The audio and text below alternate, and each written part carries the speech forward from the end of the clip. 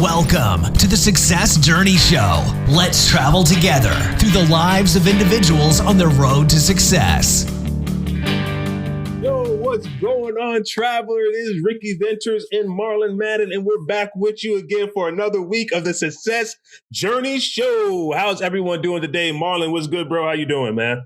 Woo! All I'm saying is, I know people are not going to hear this until 2 weeks, but all I'm saying is, I'm from Ricky, well, I'm originally from Jamaica, but New York, you know what I'm saying? We don't like nobody from New England. Boston and up, we don't like you. Sports. Talking about sports. And there's this guy that moved down to Tampa, this little guy, man. And I don't know why people are denying this dude that he is the GOAT. To me, the best football player ever. I'm not just going to say quarterback. Football player. Hands down. I couldn't stand this dude for years. Couldn't stand him. But now you got to love him. I'm like, yo, if you're a person that loves like just success, loves seeing people win, or just loves you in it, you know, you being successful, you got to start respecting people that have gotten to that level. And knowing when you see someone that is just on that level, that phenom, successful, GOAT, whatever it is, guru, whatever you want to call it, and you just have that level of respect for him. You can't deny it, man.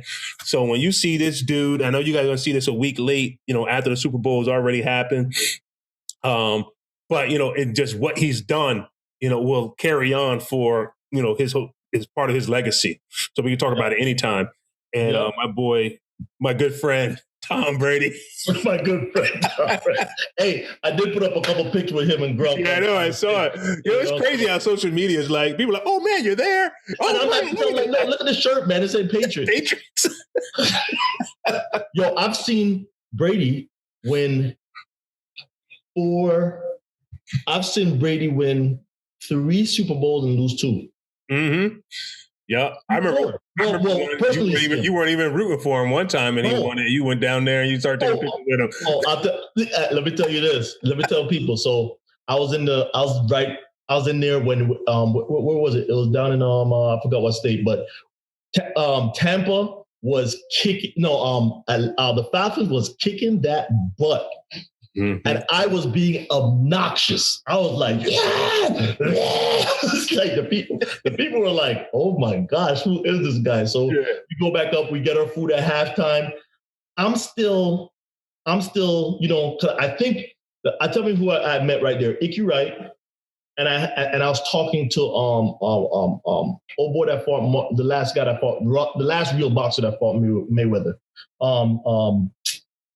Haitian cat. But anyway, I'm talking to him and we're like, we're talking. And all I hear is, so I was like, oh, snap. Let me go ahead. Man, Tom Brady was already commenced. That second, I didn't speak. I didn't say nothing, but I still went down there and took a couple pictures with them. Yeah, I remember that. Down there, I was like, dude, this guy, I didn't even know he was a football fan. Hey, but Ricky, I gotta let it fly too. And this is something to apply in every portion of life. We're cheapening, just like we have cheapening the word entrepreneur. Everybody's an entrepreneur now, right? Everybody wants to give that facade of being an entrepreneur, that we've cheapened that word entrepreneur, that real guys that are really doing it. You have the Mark Zuckerbergs, you have all these different guys that are really doing it, that people, they don't look at them as whatever. Same thing with sports. So we have Mahomes, and I'm not going to say he's not a great football quarterback, but you can't start giving this guy. Brady just now won 7, right?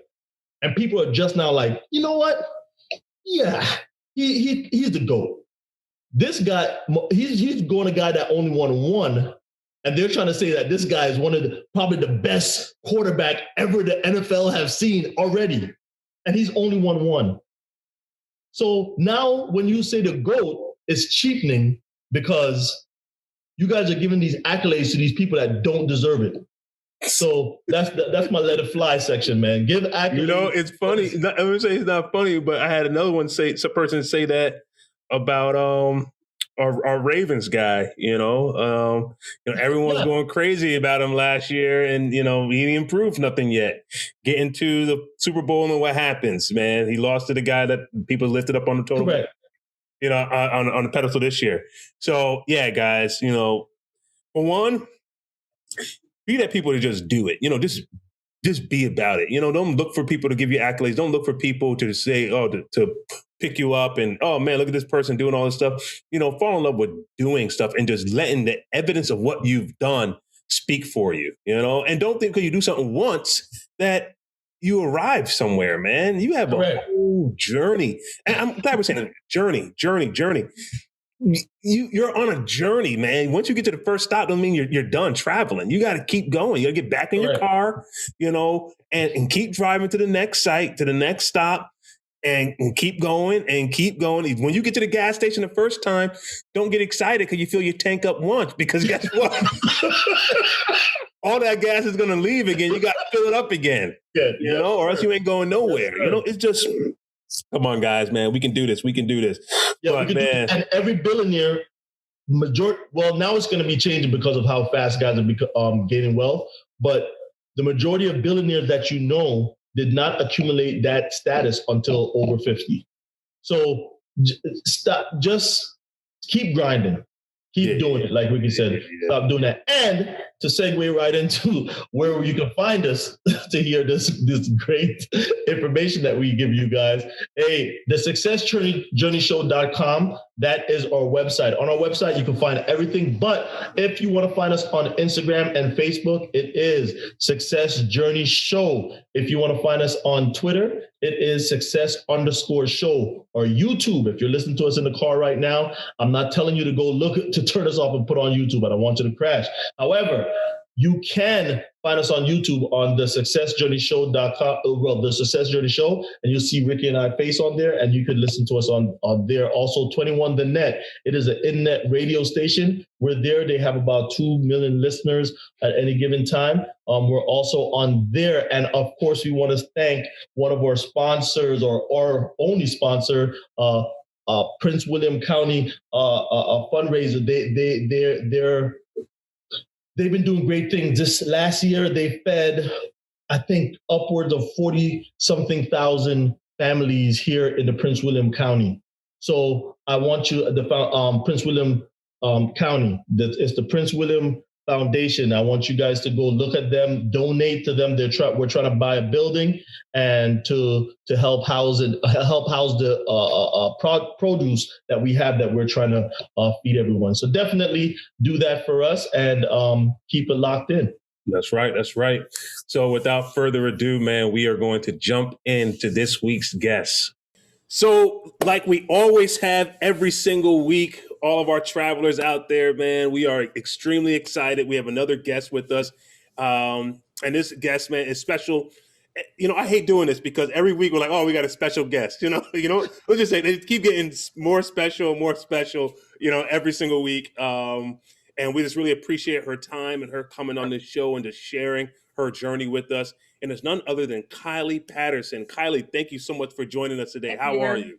Great. I'm feeling good. Good. Well fed. Yep, I'm ready. That's the key, man. That's the key. So, Kylie, why don't you start off by just sharing with our travelers, and I got to give you a little context. So we call them travelers because, everyone that listens to us is on a journey with us, right? Or we're on a journey with them. They're traveling, trying to reach their level of success and achievements and things of that nature. And we equate it to a journey. And on that journey, we say, hey, you're going to have different ups, you're going to have different downs, and Marlon and I are here with you to travel with you along your journey. So that's where the whole traveler comes in, so you're not thinking like, who in the world is this guy talking about? But so why don't you just start off by just sharing a little bit about yourself, and then we'll go deeper into it. I think it's actually great that they're called travelers because I consider that my story is very much one of travel. So I'll start off by saying I'm from California originally. My father was in the Navy. And then very kind of early on in my upbringing, we moved to New Jersey, Newark, New Jersey. And such a culture shock for me because I was a true Southern Californian young lady. I really like the word like. And so that moved to Newark, New Jersey, and people were like, "Whoa, who is this? Who is this? Very much Valley girl." But it was a great experience. Then we moved to Pennsylvania, And my father was from West Virginia. My mother was from Newark, New Jersey. So in West Virginia, you know, you hunt and all this other stuff. And so I'm out there like hunting with my dad, and my mother is just in the house shaking her head like she can't believe it. And then meanwhile, my mother was at home and teaching me very much about like her upbringing, right, in terms of being raised in the urban area. So that was kind of an interesting way for me to like live my summers. I would go to Newark, New Jersey, and I would go to Beckley, West Virginia, the metropolis, and having to learn what that was like. But then I had the fortune of going to Temple University in Philadelphia, and that really opened some doors for me. And so after my very first year, I went to Maine, Bangor, Maine, as a part of the AFL-CIO Union Summer Program. And what was so cool about this, now keep in mind, talk about travel, right? So I get on this plane, I travel there. Me and this other woman, Black woman, we both were stationed there. And when I tell you, the two of us stopped traffic. I mean, in Bangor, Maine, two new Black women, people are like, whoa. And the best part is that they rented us a stick shift car to drive while we were there that summer. Now, she never drove at all, and I only ever drove automatic. And so you can imagine the trip we had going home. But anyway, that was just one experience of traveling, and I had a great experience at Temple. And then while in my senior year, I became a Truman Scholar. And so that actually comes along with, that's Truman Scholar. So it is the living memorial to Harry S. Truman, the president. Mm-hmm. And so while many other presidents have other types of memorials, that was his memorial. And so great honor. And then that sent me to Missouri, of all states, got to meet people from all over the country who had also gotten the Truman Scholarship. And it was all like, everything was kind of culminating to this great moment. Well, at least how it felt like. And then I became student body president at Temple. And then ran and done all of that stuff. So I was really feeling myself, to be quite honest. And then I got my first job, a big girl job, and I worked for the Pew Charitable Trust. And I get there, and I'm telling people all about my ideas. I'm like, well, I have this great idea. And they're like, you are brand new. Like, you had no work experience. And I'm like, no, but I'm student body president. Like, you know, my voice matters. And they're like, oh yeah, you know, that's great. But I think that, you know, so I'm in DC doing this work, and I was kind of miserable, to be honest. I was doing policy research. And so I spent a lot of time just looking at screens, not talking to people. I look back actually I was looking at my journal the other day, and actually I wrote to myself, if everyone else can be quiet, why can't you? Like, be quiet, you know, like just sit there and just stare off into space or at the screen. I just couldn't do it. So I had the fortune of having a mentor, and her name was Rebecca. And Rebecca is like 6'2", and she drinks whole milk, and she's from Iowa. And I remember being like, Rebecca, like, you are amazing. And she said, you should go to University of Minnesota. And my exact words were I said, I don't drink whole milk. I'm not from Iowa. I'm not 6'2". Like, I have no business in Iowa or in Minnesota. And she was like, no, it's like very dynamic. It's very diverse. And next thing you know, I'm on the Greyhound bus, traveling to Minnesota. Wow. I'm telling you. And so, but oh man, talk about, I love my time in Minnesota. I love my time in Minneapolis. It is, you know, if not for the weather, I would be there right now. I mein, it's just a beautiful city, beautiful people. Yeah. And yet, you know, sometimes life has a really weird way of calling you home. And so I was in grad school doing my thing. And literally I talked to and my mom and my sister and my dad all live in Pennsylvania. And so at this point we had a routine of doing a call every Monday at 8 p.m. And which was great. So it was like 7 p.m. my time, 8 p.m. theirs. And so we do our little call, say, I love you, da, da, da. And so one day in October, we did that, and 8 p.m. And I had really bad acne. Oh, by the way, that happens too. I had really bad acne. I grew up with a stutter. So there's a whole lot of stuff, like so you know, I was going through a lot. So anyway, I had really bad acne. So my mom said, well, it's all that cheese and bacon you eat. And I was like, oh, you know, all sad. And then my dad was like, no, Kylie, you eat all the cheese and bacon you want. Like, you know, you only have one life to live, right? And 3:26 a.m. That very next day, in the early morning, my sister called and said, Daddy just died. And it was just like so crazy. Like I couldn't get the words. Like I'm just like stumbling over them. And I'm like basically telling her to call 911. And she's like, Kylie, I did that, before I called you. But in the moment, I just felt so powerless because they're in Pennsylvania. I'm in Minnesota, and my sister was in high school. So she was still very much, underage or whatever. So I had to wait for the plane, to fly back. And I felt so powerless. And I was like, man, this is not it. Like, it's okay to be away for school, but in moments like that, you just want to be home. So anyway, nevertheless, I finished my program. I worked for a year. My mom says, time to come home. And I agreed with her. And then I went to go work for a consulting firm. And I was young and bright and bushy-tailed. So they said, oh, why don't you be a traveling consultant? Like, that's the best thing. Like, it's like so luxurious. Like, you fly everywhere.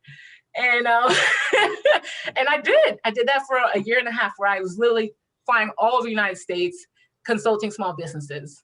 It was amazing. I learned so much. I was so tired. But, I got to go to Ajo, Arizona, which is so cool because it's so far like west and south that you actually get very close to the Mexican-American border. And they actually, you actually go through, I guess the road checks and all of that, so it was just surreal for me. I was like, what, like, this is America, So did all of that, then decided I was gonna go back to DC, worked in DC, then happenstance, ended up going to Baltimore and working for Johns Hopkins, and now I'm back in DC working for the Senate. So it's a long story. As you noticed, there's some travel involved. But it's been good, and now I'm more or less settled. Here in Baltimore. Man, the travelers, man. I mean, I hope you've been listening so far. If you're just catching on our premiere on YouTube, you need to go back and listen to the podcast, rewind it, whatever, because, man, Kylie has just shared, a tremendous ride so far, man. Some highs, some lows, and we don't want you to miss that. But, I like how you painted the picture of just the different experiences that you had from even growing up, transitioning from the Cali to the Northeast, to the Pennsylvania area and things of that nature. And you guys didn't note, she did slide it in there that she knows how to use a gun. So, and she did put that in there. But when you were, trying to decide what direction you want to go in, especially when you were in that college area, you get ready to decide, what did I want, exactly what I want to be, what kind of were your influences in your decision of kind of the road that you took? Yeah, no, that's a great question. So I think what's interesting is that growing up, my father was from West Virginia, like I said. He was among one of the few families in his neighborhood that were literate, like that could read. And this is this is my father, right, who had that experience. Yeah. And so his father had taught him very much the power of education, and that education would make the difference to success, right? Like, and you can name that as however you like. And then what was interesting for me is that, and I'll share this freely, is that, ultimately my father ended up being a failed businessman. He actually became a doctor of osteopathic medicine, faced impossible adversity, could not, for instance, locate a place to rent in West Virginia because of racism, point blank, or prejudice, I should say. He ended up actually essentially living like a hobo while he was in medical school. So for all of that, he had all this education, and then he chose to serve as a general practitioner and just did not have like the business sense. And so that really kind of like shook me, in terms of like, I still value education, certainly, clearly, but it made me realize that there's more to this business thing than meets the eye. On the flip side, my mother, grew up very much like her father was a butcher, her mother was a nurse. She grew to be an accountant. And so my mother was always very big about counting the dollars and cents. Tell you, God has a way of pairing you with people, and you're like, are you sure? What's the big idea? Yeah. But by having those two experiences in my upbringing made me really want to focus on economic security for all people and for people of color. So that is that's my commission. That is what I'm sent on this earth to do, is work on that. And actually, I neglected to share this. When I went to Maine, my project was looking with people who had just recently been laid off. And this was when a lot of manufacturing was being going offshore. And I was going to people's homes, and I mean straight up, like, plaid and all the whole thing, Land's End, people really do love that stuff in Maine. And I remember going to these doors though and seeing people who were very different than me, but whose needs were the same as mine. And and they were like, I just want to have food on the table. I just want to be able to go to sleep at night and know that there won't be a pink slip on my door. No, there won't be, any issues with the heat. And so there was a nonprofit there created called Food and Medicine, because at the time people were having to choose between food and medicine. So they just made it in Technicolor for me, this issue around money. And that so often we kind of make money sound like it's this bad thing, but really money gives you a choice. And it allows you to not have to choose between food and medicine. It allows you to have both. So that's how it started.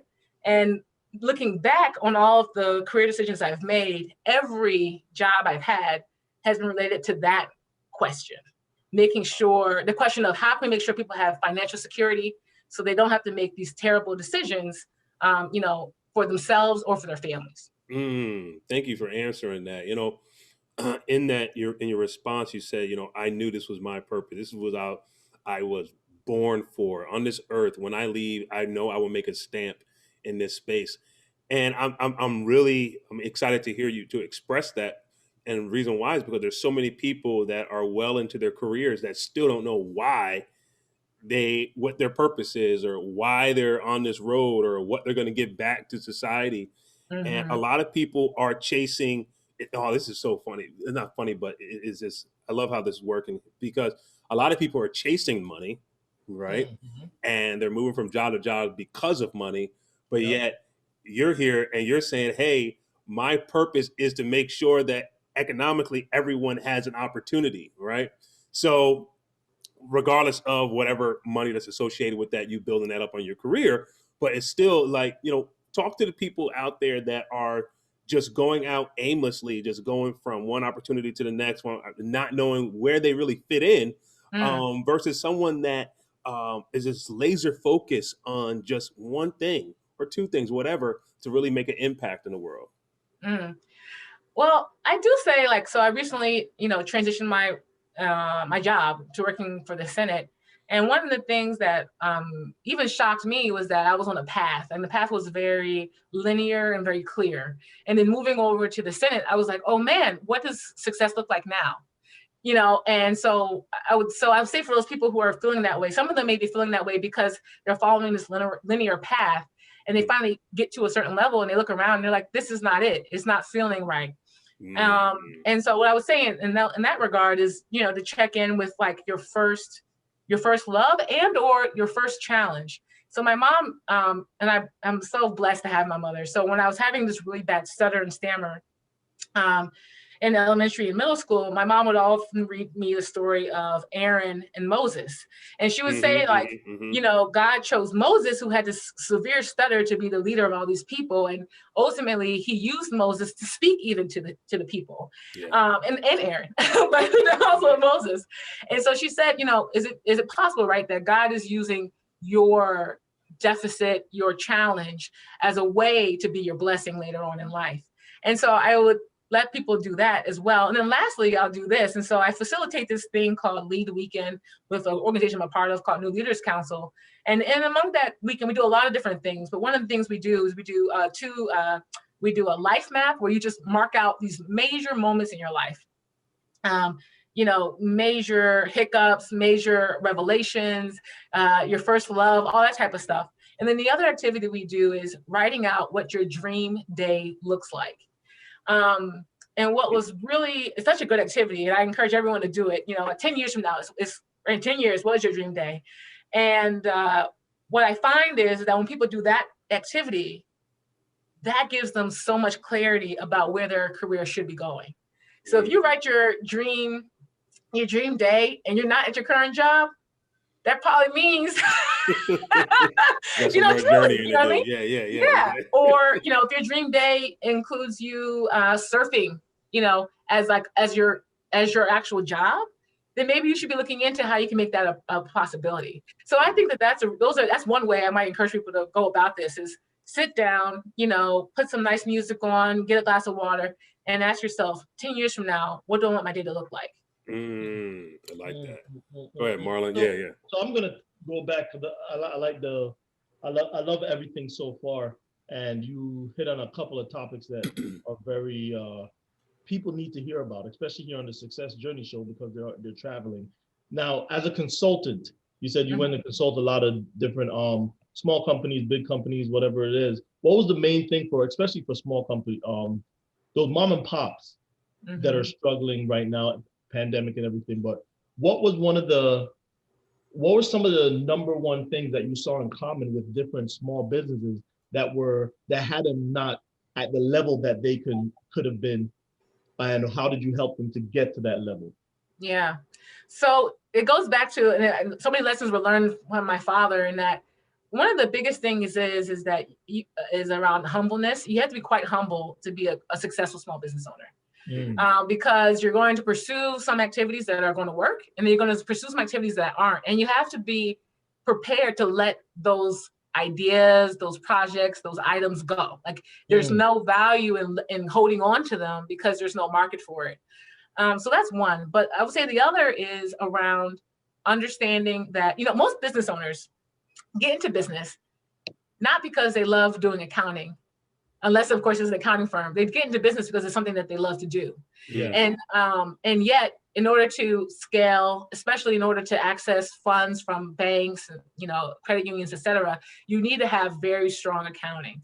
And so that's something that I would throw out there too, is figuring out, you know, if you cannot do it, if you choose not to be the accountant, figuring out some way of doing it. And I know that for some, you know, it's really expensive.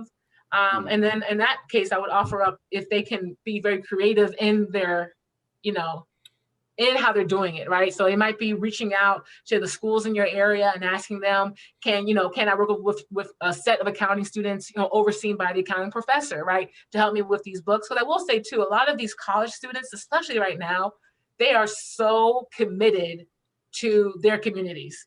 And they're pining for opportunities to work in community. So I would throw that out there. And then lastly, and I'm done, Marlon, after this would be around the access to capital piece. A lot of businesses, you know, this is part of the challenge around racial wealth inequality. A lot of people, when they think about racial wealth inequality, they view it as a personal issue, right? Like this person is not wealthy, this person is wealthy because of the choices that they've made. But in fact, it's very much it's indicating all the different policy decisions that led to that moment. And it goes all the way back, you know, to slave trade, et cetera. But then it comes all the way up to now where even, you know, 3 or 4 years ago, Wells Fargo was found to have been selling certain loan products that were far more expensive and predatory to Black and Hispanic homeowners than not. So anyway, I share all that to say that wealth is political, but moreover, what is happening is that when we look at entrepreneurship, a lot of people are able to start their businesses with money of their own or money from friends and family. Yeah. And for those firms that aren't, and for those businesses that don't have that, it makes it so much harder to get started. It makes it so much harder to weather these moments where you should be letting things go. Because it might be that, you know, if you had $10,000 and you spend $1,000 on that machine that's not working, you're gonna be like, nah, I'm holding on to that machine, you know? And so that's just another piece, is just to access to capital and finances.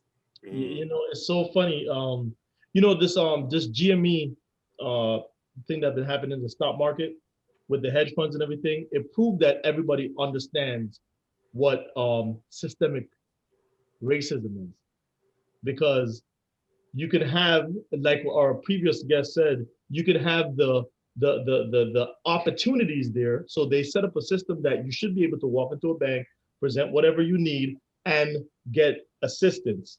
However, the access is not given. So when you give the facade of the opportunities there, then it's easy to say, just like you said, hey, it was your choice.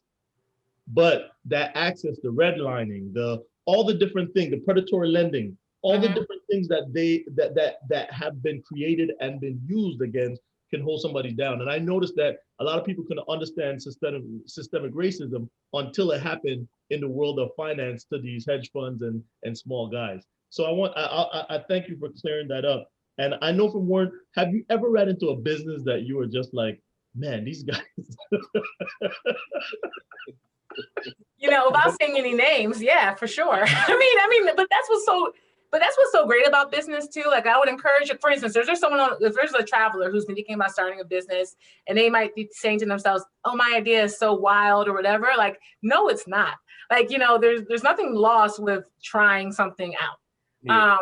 And in fact, sometimes it's those wild business ideas that, that work. And then you look back, 5-10 years later, and you're like, oh, I remember that, and so it's just a matter of timing. But I will say that too, like sometimes, and I think this is one of the issues right now with society and with our, with all the YouTube and, podcasts, is that it makes it sound like everyone needs to be an entrepreneur. Yeah. Correct. An entrepreneur has all this kind of connotations, like you're flashy, you're wearing the same sweatshirt every day, and you're, or whatever. And it's like, no, it doesn't have to look like that. It can look like a part-time thing.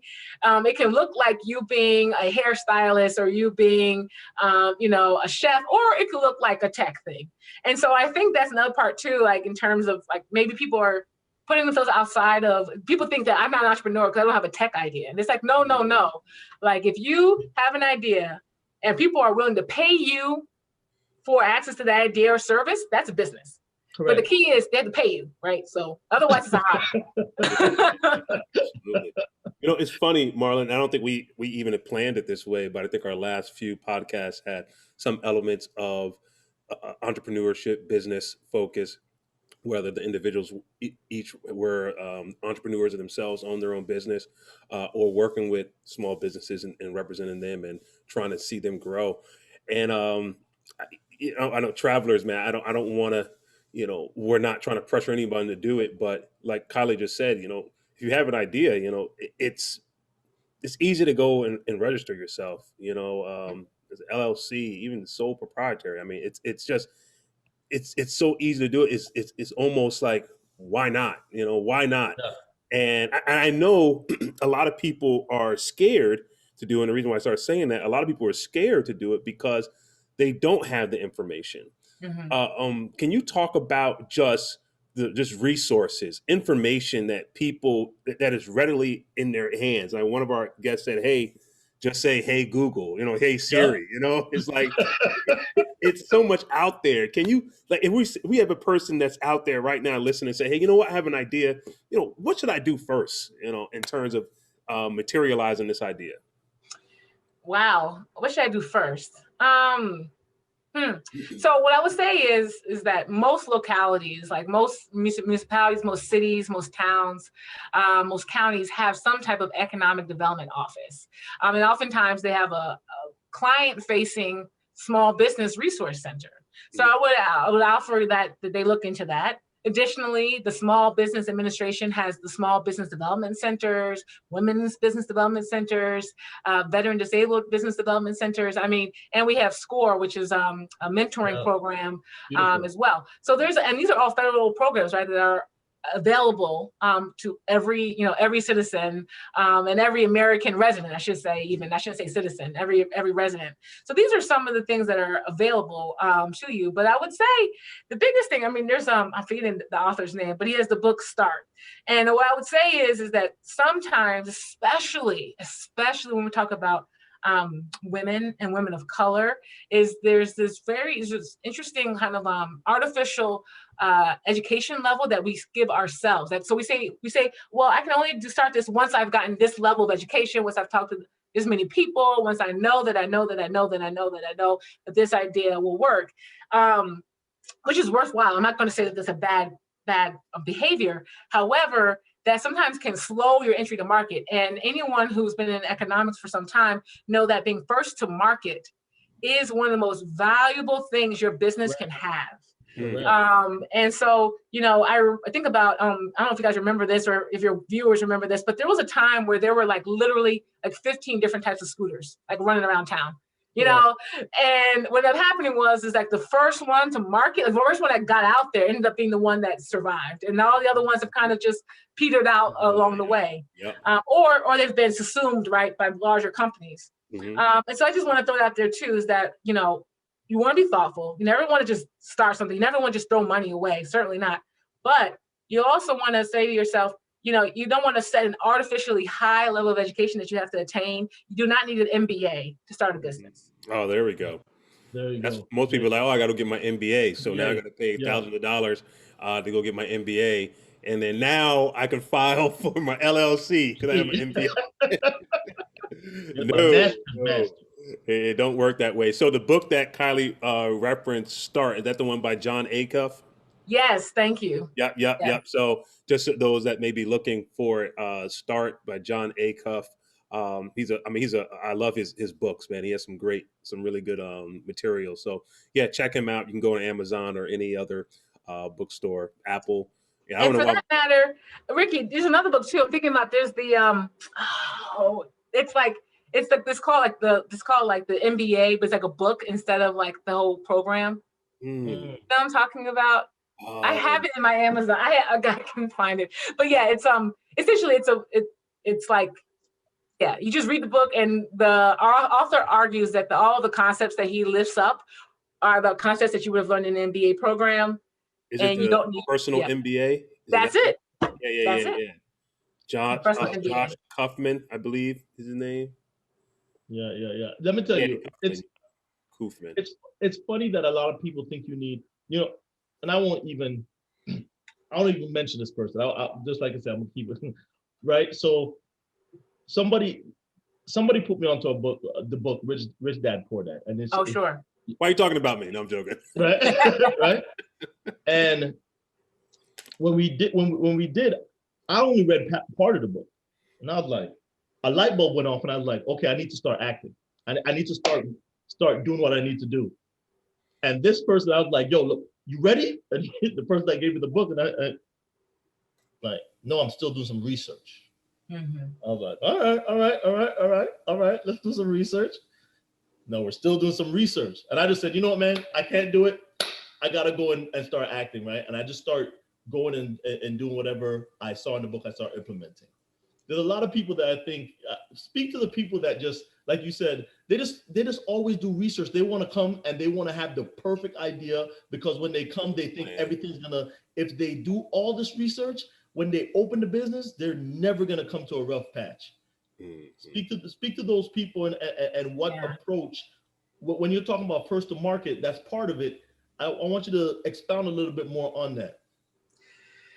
Well, what do they say? While you plan, God laughs. So I think what ends up happening is that, again, education is important. Like, in fact, most people who do entrepreneurship actually do it after they've been in the field for a while. So these are people who worked for a while and say, okay, I could do this myself, or maybe people who've gone on to get certain degrees or whatever, and they say I can finally jump. And even franchisees are a great example of they're trained on how to be a franchisee, right, by the larger organization. So I get it, like I understand it and I appreciate it. I think what I would say for people who keep on researching is to maybe ask yourself, inaction is a decision. So asking yourself, like, well, why am I not moving? Like it's quite possible that not everyone's going to be an entrepreneur. It's quite possible that you don't want to be an entrepreneur, and that's okay. Like, it's okay. Like hug it, be still with it, embrace it. And knowing too that, I think about, Maya Angelou, and how she talks about, and how when you look at her story, you may have thought, well, she was never going to be a writer when she was dancing. She was like, what? No. But then later on in life, she picked it up. Anna DuVernay, she too has only become kind of, a director really later, right, in life, in her 40s. So there's no right time to start a business either. So if right now you find yourself researching, you're not comfortable, you have bills, you're not, whatever, that's okay. Realize that, but make sure you've made the decision. Like you never want to be in a position where you've never made the decision and then you regret, like, oh, I just thought about it, but I never decided not to or to do it. But make that decision to do it or not, and then just move on. But I do think a lot of us, I think this is COVID has made that happen too. A lot of us are sitting in this very like opaque moment. Like people who are looking at getting married, for instance, are kind of like, I don't know, like maybe we will, maybe we won't, but maybe there's value in you saying, we're not doing it in 2021. We will do it in 2022. And then you can go sleep happy versus you like waking up every day and being like, oh man, vaccines is going to happen. Is going to happen. Now, granted, am I talking about personal experience? Maybe. But like, these are the things. No, but I mean, for real, make your decision. Know why you made it. Write it down too. I think that's a great habit. Write down your decision, why you made it. And you can always reflect back on it. 5 years from now, when you're kind of, hitting yourself, you're like, why didn't I do that? You look back and you say, at that moment, with the information I had, this is the decision I made. And I'm going to trust who I was in that moment who made that decision. Information. Yeah. Trust who I was in that moment that made that decision. Yeah. A lot of people get frustrated, man. They definitely get frustrated. And, I know everyone can say, hey, I wish I would have, I wish I would have done this, or why didn't I go this route, and whatever it may be. And it just builds frustration. It builds a lack of trust in yourself. Yep. That, I'm not capable of achieving my goals. And then all of a sudden the whole fear concept is like, okay, I will never make it to this level, or or one day my money may run out. I'm not gonna have enough money in retirement. Just like all these different things start coming up because you don't trust, who you are or who you were at that moment. And that's powerful that you said that. So, you are, you grew up in Cali, in Jersey, in Pennsylvania, in West Virginia, all those different things. You traveled all over the nation. And I know you've done some international traveling as well. But, out of all those places that you travel to, which one like really stands out to you the most as saying, man, I really wish I can really impact this area, whether it just be economically and help to develop, or maybe you just want to be there to impact it by giving money because you want to vacation there often, like what's your best, tell me both sides of it. See, yeah, Ricky, you threw me off because I thought you were going to say where did I have the most fun. I was going to tell you where I had the most fun, but that was my last question was, where do you want to spend money and have fun and relax? All right, there you go. Yeah. So you got to give me both of those. Yeah, well, the most fun I definitely had was in Dominican Republic, and I've been trying to learn to speak Spanish for years. And what was so great, I was in Dominican Republic for 14 days, and it was amazing. I had a great time, and my Spanish got better. And it was one of the few places where I've lived, or I've gone, I should say, where many people assumed I spoke Spanish when they saw me, as opposed to other places. And that's important. If you want to work on your Spanish language, like you need people to just think you speak Spanish and not like, you don't. So that was. How did you get that look? What did you do for that one? Like, is it a certain eyebrow, certain like just because some people who look like me, and yeah. So that was good. I had a Dominican hair press. Maybe that was it. I don't know, but it was no. But I mean, amazing people, so warm, so friendly. Great food. And for me, again, just being able to speak this language, I just love the Latin culture in general. And I should say, being able to go there and learn about the history and the people, I just really enjoyed it. So that's a place that I really that has a special spot in my heart. And the sand was great too. Yeah. Now, in terms of a place I would like to impact, I would have to say, I live in Baltimore, and I would love to make Baltimore a more equitable, economically equitable city. I just think when I drive around Baltimore, there are people who are unable to make decisions because of financial constraint. There are people who are really, really struggling in, the wealthiest nation in the country and one of the wealthiest states in the union. And I just think that is just, it's just unfortunate, and it can be fixed easily. I do believe that. Like, it doesn't take much. I was just listening to a podcast, and they were saying that to end childhood poverty would cost something like $190 billion. Yeah. When you think about that, it's like, what? Like, you know, like we've been talking about childhood poverty and we talk about it in this like very like, you know, heady way. We're like, oh, there's no way, it's impossible. And it's like in the United States, we could do it, you know, with a couple of tankers and a submarine. You know what I mean? We could fix it. And that's just, granted, I love our armed forces. Don't get me twisted, okay? But at the same time, I'm like, what could we do? You know, anyway, so yeah. Hey, it's all right. It's all right. Yeah. No.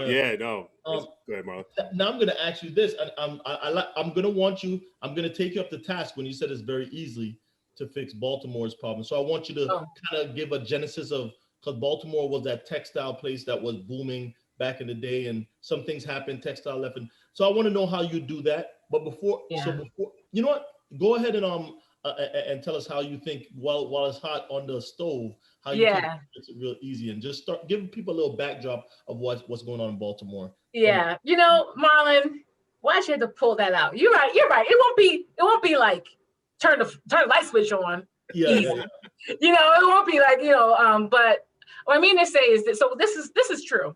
So we've been in this economic inequality space for over 400 years. For over 400 years, that is what America has looked like. It has been a place of have and have nots, and it's been a place of, you know, as long as you are able to extract value for people at a lower price than what you can turn that item or whatever around for, that's why you build wealth. And that's, you know, time and again, right? Like you look at looking at slavery, looking at why we had unionization, you know, in the 1920s was because, you know, the capitalists or whatever were making it so people were working dangerously and just all for the benefit and the profit margin, right, of the company and or the owner. So this has been going on and on and on and on. And in Baltimore. So the story of Baltimore is a unique one in that some of it has to do with kind of that historic approach to capitalism. Certainly there have been big firms in Baltimore that have not, you know, necessarily paid their employees, you know, the highest wages, right? That's part of it. The other part of it is just keeping track with trends. And I love this. Like I remember talking to a small business leader, and he was saying like small businesses need access to capital, they need, you know, good finances, yada, yada.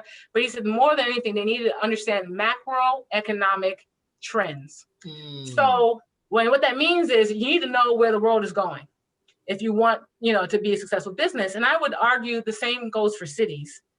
And I think what may have happened, and the data proves this out, is that while other cities were transitioning to different types of economies and different types of approaches, Baltimore City was not. Now that's one part of it. The other part of it has to do with, you know, with the introduction of certain drugs, of the white flight, certainly that was happening in the 40s and 50s and 60s. 60s, yeah. Like that was in 60s, 70s. Like that was a huge part of it, no doubt, for Baltimore, because we lost so much of our tax base. But I would argue part of why that was able to be done was because these big time, you know, the employment centers no longer, like you didn't have to be near your employment center. Sometimes the employment centers had left Baltimore for other places. Yeah. And so those are some of the issues. But what I would say about now and why I think that there are ways, and I'm really excited about the possibility of infrastructure and doing some huge investments, is that when you look at what Roosevelt did, it was a jobs program. It was a guaranteed jobs program. And I actually think that there's a lot of value to that. I remember working with Summit OIC. Oh, that came right back to me. That's amazing. In Minnesota. And the executive director said, the best social program in the world is a job. And I agree with that. I think that employment gives you so much, especially, you know, as an adult, right? It gives you something to do. It gives you something to look forward to. And there's a very, you know, we're all like, you know, if you look at like, you know, people say like we're all apes or whatever, but, you know, we all work under a very simple award system, right? You work, you get paid, and you're like, all right.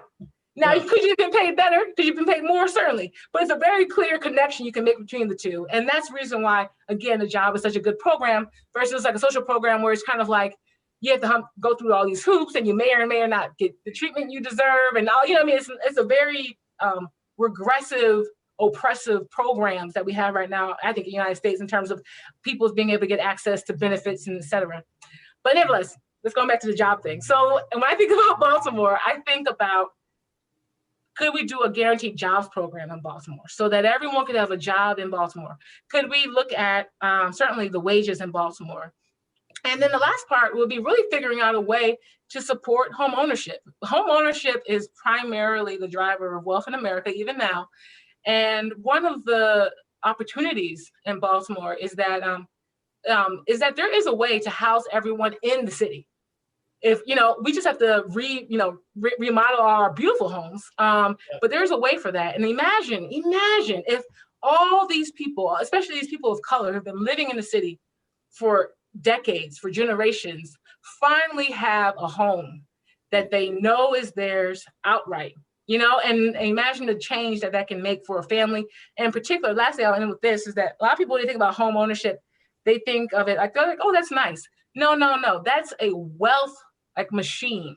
Correct. You can borrow against it. You can use it to demonstrate your ability to acquire more credit. I mean, you can rent out rooms. I mean, there are so many ways you can make it a profit-making machine. And so many of us, certainly people of color in Baltimore City, just don't have it. And I think that's a huge, that's one way. So anyway, Marlon, so to answer your question, is it easy? No. But could it be done? Yes. There'll have to be a couple of things. I think just listen to what you're talking about.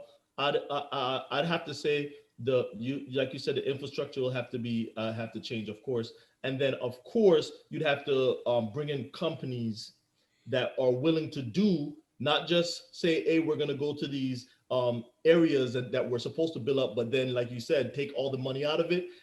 At what cost? We don't care about the people down there. You'd have to get that, and then the mindset of the people there, because they've been there in that situation so long, they're kind of broken, and they don't understand. Just like you're saying, the home ownership to generational wealth is not that they don't understand that path. Oh, love it, man. Kylie, really appreciate you just coming and just chopping it up with us and just sharing your story, your perspectives, and just your insights on just life. And we thank you for just giving us the opportunity to pick your brain about the small businesses and things of that nature. Before we let you go, we always like to give our guests an opportunity to share, if anyone wants to get in contact with you, what would be the best way, or follow some of the things that you're doing, what would be the best way for them to do that. And also, one other question that we have for you is, if you can go back to, I just like picking random points. Let's say the girl that just left Cali, right? Let's go back to her. And knowing what you know now, and you had 1 minute to talk to her, like you just met her in the airport, and 1 minute to share something with her, what would that conversation look like? Okay, so to stay in contact with me, feel free to just connect with me on LinkedIn. That's like my go-to. And what I would say to younger me is, one, they will tell you that you take too long to ask questions because of your stutter. Don't let that stop you from asking questions. And I think that can apply for the rest of my life. Never stop asking questions. There's always more to learn. Love it.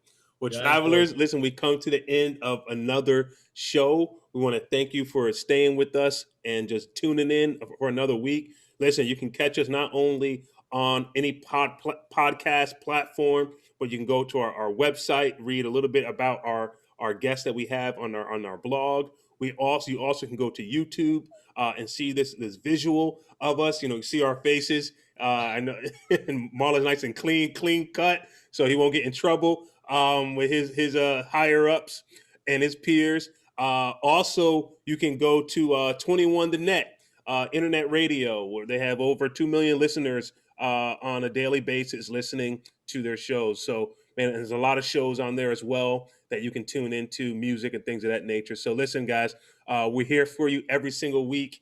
And we love doing this. Why? Because we know we're walking on a journey, and we're walking with you on your journey. So we will see you again next week at the same time, the same place on the Success Journey Show. All right, everyone, have a good one. Peace. You've been listening to the Success Journey Show, where your dreams, drive, determination, and diligence are the foundation to success. For more information, check out thesuccessjourneyshow.com. The Journey Squad is here helping you to your destination.